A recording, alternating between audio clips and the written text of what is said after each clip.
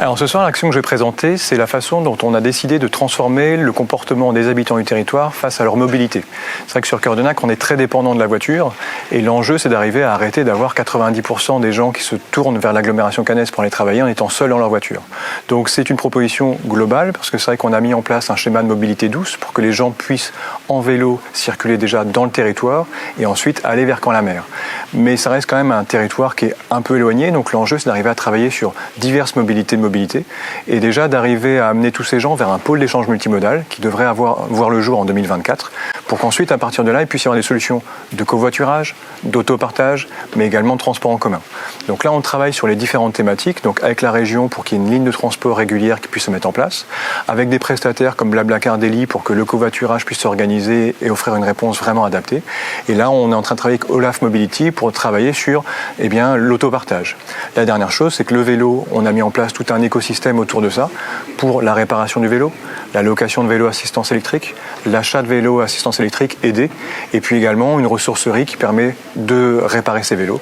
Et enfin, donc, on est en train de réfléchir à l'installation de différents dispositifs pour stationner les vélos de manière sécurisée. Donc comme tous les territoires, en fait, Cœur-de-Nac réfléchit sur la consommation énergétique et la production. On s'est engagé dans une trajectoire où en 2040, on sera 100% ENR, donc ça veut dire qu'il faut qu'on diminue nos consommations, mais aussi qu'on arrive à produire différemment.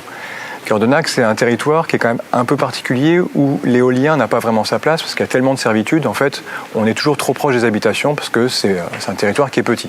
Donc on s'est vraiment lancé dans le développement du photovoltaïque et pour le coup, on profite d'un projet de ZAC donc, économique où sur Cœur-de-Nac, il va y avoir 18 bâtiments qui vont être construits et dans le cahier des charges qu'on a initié, après avoir fait une étude d'ensoleillement, on va développer sur l'ensemble des toitures de ces bâtiments un projet photovoltaïque. Donc c'est un projet qui va être porté en autoconsommation collective parce qu'on est à 2,4 gigawatts quand même de production d'électricité.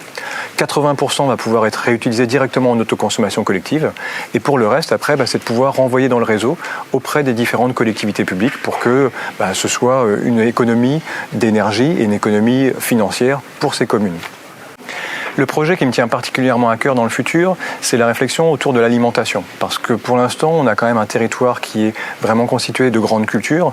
Et finalement, nos agriculteurs ne nourrissent pas vraiment les habitants parce qu'ils vont faire du maïs, ils vont faire des céréales. Mais nous, l'enjeu, c'est de pouvoir apporter dans les cuisines centrales et notamment les cuisines des écoles, pour commencer, des produits du territoire. Donc là, on est en train de travailler avec différents prestataires, donc Terre de Liens, mais également Bio Normandie, à un cahier des charges pour pouvoir développer du maraîchage local sur une parcelle de 7 hectares, donc qui est propriété publique, pour qu'au-delà de ce projet de maraîchage, on puisse organiser des circuits courts et qu'on puisse alimenter assez facilement donc les cuisines et les cantines de la Côte de Nacre. Au-delà, l'enjeu, c'est d'arriver à diffuser ces circuits courts pour qu'il n'y ait pas que les scolaires qui puissent en bénéficier, mais bien qu'on puisse arriver à alimenter les différentes épiceries locales pour pouvoir justement avoir un vrai lien entre les agriculteurs et les gens du territoire.